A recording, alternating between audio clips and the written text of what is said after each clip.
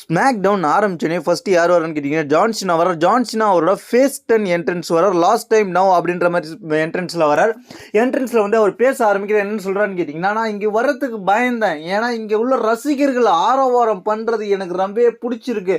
இருந்தாலும் நான் இப்போ எப்படி வருவணுன்றதை நான் எதிர்பார்த்துக்கிட்டு இருந்தேன். இந்த சூழ்நிலை நான் இங்கே வந்திருக்கிறேன். அது மட்டும் இல்லாமல் ப்ராக் லெஸ்னர் அவன் கடைசியாக என் கூட மோதணும்னு நான் ஆசைப்பட்டேன். அதனால ப்ராக் லெஸ்னர் வந்தார். ப்ராக் லெஸ்னர் என் கூட மீண்டும் மோதணும்னு நினச்சானா இந்த இடத்துக்கு வந்து என் கூட நேரடியாக சந்திக்கலாம் அப்படின்ற மாதிரி ப்ராக் லெஸ்னர் பற்றி பேசின கொஞ்ச நேரத்தில் ப்ராக் லெஸ்னர் வருவான்னு பார்த்தா லோகன் பால் தான் அந்த இடத்துல வந்தார். ஜான் சீனா, நீ ஓய்வு எடுக்கிற வேண்டிய நேரம் வந்துருச்சு. அது மட்டும் இல்லாமல் நீ இதுக்கு முன்னாடி என்ன சொல்லியிருந்த ஞாபகம் இருக்கா? இங்கே உள்ள WWE உள்ள எல்லா ரெஸ்லர்களையும் விட நான் சிறந்தவன் சொல்லியிருந்தேன். அதுலேயும் குறிப்பாக உன்னை விடையும் நீனும் WWE தான் இங்கே தான் இருக்கிற, உன்னை விடையும் நான் சிறந்தவன். அதெல்லாம் மைண்டில் வச்சுக்கோ. ஆமாம் லோகன் பால், நான் சொன்னேன். ஆனால் வந்து நீ அந்த மாதிரி நடந்துக்கல. நீ ஒரு பொய்யான ஆள், நீ ஃபேக்கான ஆள், நீ ஜோக்கர் மாதிரி நடந்துக்கிட்ட.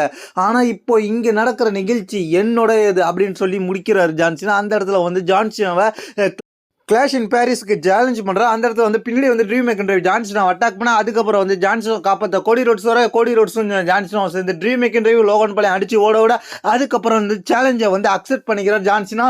லோகன் பாலோட கிளாஷ் இன் பாரிஸ் மேட்சை அக்செப்ட் பண்ணிக்கிறேன். அதுக்கப்புறம் என்ன நடக்குதுன்னு கேட்டிங்கன்னா, அது மட்டும் இல்லாமல் இன்றைக்கி நைட்டே உங்கள் ரெண்டு பேருக்கும் எங்கள் ரெண்டு பேர் கூட மோதணும், மேட்ச் வேணும் அப்படின்ற மாதிரி அந்த இடத்துல கேட்குறது. அந்த இடத்துல கேட்ட உடனே அந்த இடத்துல என்ன நடக்குதுன்னு பார்த்தீங்கன்னா, மேட்ச் கன்ஃபார்ம் ஆகுது. பேக் ஸ்டேஜில் Motor City machine Guns interview கொடுக்குறாங்க. அவங்க அடுத்து என்ன பண்ண போகிறாங்கன்றது. அதுக்கப்புறம் என்ன நடக்குதுன்னு கேட்டிங்கன்னா, ரிங்குள்ள ஒரு மேட்சுக்காக வந்திருப்பாங்க. யாருன்னு கேட்டிங்கன்னா ஜேடி மேத்யூ. அதுக்கப்புறம் ஒட்டுமொத்தமாக வந்து பிளட் லைனே வந்திருக்கும். ஜேடி மேத்யூ, டாலா டோங்கா, அதுக்கப்புறம் வந்து சோல்சிக்கா, அதுக்கப்புறம் டாமா டோங்கா, இவங்க எல்லாம் வந்திருப்பாங்க. இந்த மேட்சை பொறுத்த வரைக்கும் மோட்டார் சிட்டி மிஷின் கன்ஸ் டீமுக்கும் டாலா டோங்கா அண்ட் ஜேடி மேத்யூ இவங்க ரெண்டு பேரும் ஒரு டீமாக இருப்பாங்க. இந்த மேட்சை பொறுத்த வரைக்கும் ரெண்டு டீமுமே நல்லாவே பெர்ஃபார்மன்ஸ் பண்ணுவாங்க.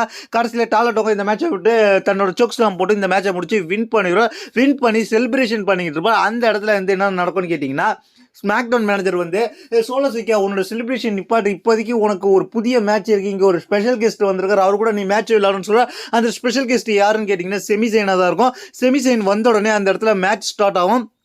ரசிகர்கள்லாம் ஆரவாரம் பண்ணுவாங்க.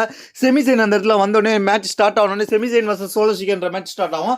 இந்த மேட்ச்சில் வந்து செமிசைனை வந்து ஜெயிக்க போகிறதுக்குலாம் முயற்சி பயங்கரமாக பண்ணிக்கிட்டு இருப்பாங்க. ஆனால் சோலோ சிக்கா டீமில் உள்ளவங்க சும்மா இருப்பாங்களா, எல்லாருமே சேர்ந்து செமிசைனை அட்டாக் பண்ண முயற்சி பண்ணுவாங்க.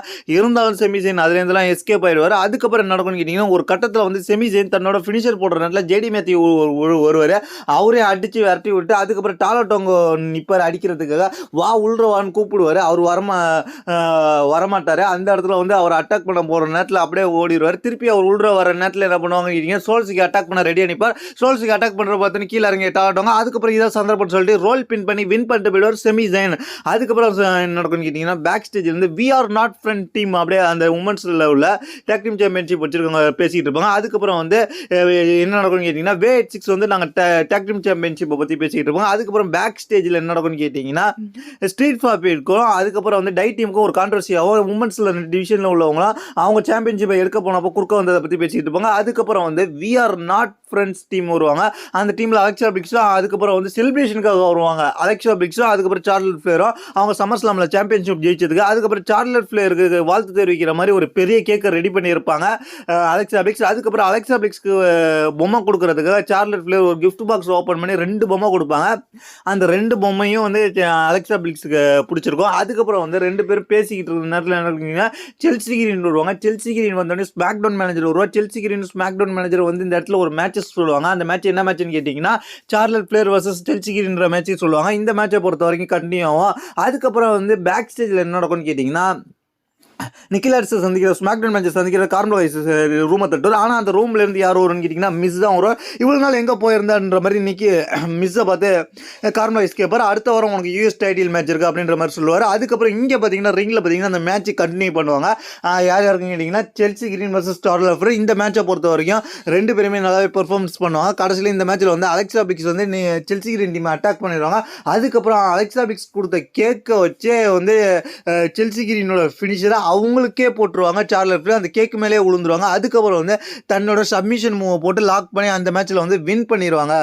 அதுக்கப்புறம் என்ன நடக்குங்கன்னா பேக் ஸ்டேஜில் டிஃப்னி ஷர்டன் பேசிக்கிட்டு இருப்பாங்க. அடுத்து என்ன நடக்க போகுதுன்னா சம்மர் ஸ்லாமில் நடந்த கான்ட்ரவர்சிக்காக டிஃப்னி ஷர்டனை தோத்ததுக்காக வந்து ஜேட் கர்கில் மீண்டு பேசுவாங்க. அந்த இடத்துல வந்து ஜேட் கர்கில் பேசும்போது குயிலா வருவாங்க. குயிலா யூஎஸ் சாம்பியன்ஷிப் வச்சுக்கிட்டு வருவாங்க. குயிலா வந்தோடனே அந்த இடத்துல மிச்சின் வருவாங்க. மிச்சின் அந்த ஸ்டிக்கை தூக்கிட்டு வருவாங்க.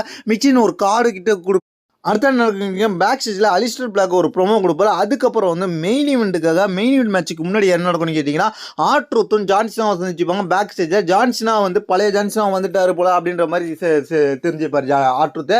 அதுக்கப்புறம் ரெண்டு பேருமே ஒரே மாதிரியே கை சிக்னலை காட்டுவாங்க. அதுக்கப்புறம் வந்து ரெண்டு பேருமே சேர்ந்து செலிப்ரேஷன் பேசுவாங்க. ஆர்ட்ரூத் வந்து சொல்லுவார், ஜான்சினா வி ஆர் பேக், நீ திரும்ப வந்துட்ட, எனக்கு சந்தோஷம் அப்படின்ற மாதிரி சொல்லுவாங்க. அதுக்கப்புறம் மெயின் ஈவெண்ட் மேட்ச் என்னன்னு கேட்டிங்கன்னா ஆர்ட்ரூத்தில் பேசிட்டு வந்து ஜான்சினா கோடி roads versus Logan ball and dream maker இவங்களுக்குள்ள ஒரு டாக் மேட்ச் நடக்கும். இந்த மேட்சை பொறுத்த வரைக்கும் ரெண்டு டீமும் நல்லா தான் பர்ஃபார்மன்ஸ் பண்ணுவாங்க.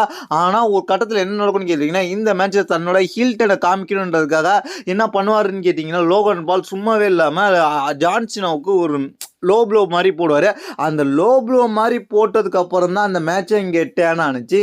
ஜான்சனுக்கு லோ ப்ளோ பட்டதை பார்த்தா ரெஃப்ரி என்ன பண்ணுவாருன்னு கேட்டிங்கன்னா மேட்ச்சை அங்கேயே வந்து பெல் அடித்து முடிச்சு விட்ருவாரு. அதுக்கப்புறம் என்ன நடக்குன்னு ஜான்சனும் லோகன் பால் அடிச்சிட்டு இருப்பாங்க. அதுக்கப்புறம் இங்கே பார்த்தா என்ன நடக்கும்னு கேட்டிங்கன்னா ரிங் சைடில் முழுக்க வந்து ட்ரீம் மேக்கர் கோடி ரோட்ஸை அடிச்சுக்க ஆரம்பிப்பான். அந்த இடத்துல கோடி ரோட்ஸ்லேருந்து ட்ரீம் மேக்கர் எஸ்கேப் ஆகி பெல்ட்டால் எடுத்து கோடி ரோட்ஸை அட்டாக் பண்ணிட்டு அதுக்கப்புறம் அந்த பெல்ட்டை எடுத்து பார்ப்பார், தாங்களுக்கு வேணுன்ற மாதிரி பார்ப்பார். அதுக்கப்புறம் வந்து என்ன நடக்கும்னு கேட்டிங்கன்னா கமெண்ட்ரி டேபிளுக்கு கீழே வந்து அதாவது கமெண்ட்ரி டேபிளை ஒட்டி கோடி ரோட்ஸ் முட்டி போட்டு எந்திக்கிறது ரெடியாக இருப்பார். அந்த இடத்துல வந்து கெல்முரா கிக்கு வைப்பார். கெல்முரா கிக்கு வச்ச உடனே பயங்கரமான மூவ்மெண்ட்டாக இருந்துச்சு. அந்த கமெண்ட்ரி டேபிளுக்கு கீழே அப்படியே உடச்சிக்கிட்டு கோடி ரோட்ஸோட தலை உள்ற போடுச்சு. இதை பார்த்து ரெஃப்ரி ஷாக் ஆகி ட்ரீம் மேக்கண்டே தடுப்பாங்க. ஆனால் ட்ரீம் மேக்கண்டே அதெல்லாம் கண்டுக்காம கோடி ரோட்ஸை பார்த்து காதில் போய் அவனை திட்டிட்டு அந்த இடத்த விட்டு கிளம்புவார். இதுதான் இந்த ஸ்மாக் டவுனில் நடந்துச்சு. இந்த ஸ்மாக் டவுனில் நடந்ததை பற்றி உங்களுடைய கருத்து நடந்து கீழே உள்ள கமெண்ட்ஸ் பண்ணுங்க. தேங்க்ஸ் ஃபார் வாட்சிங்.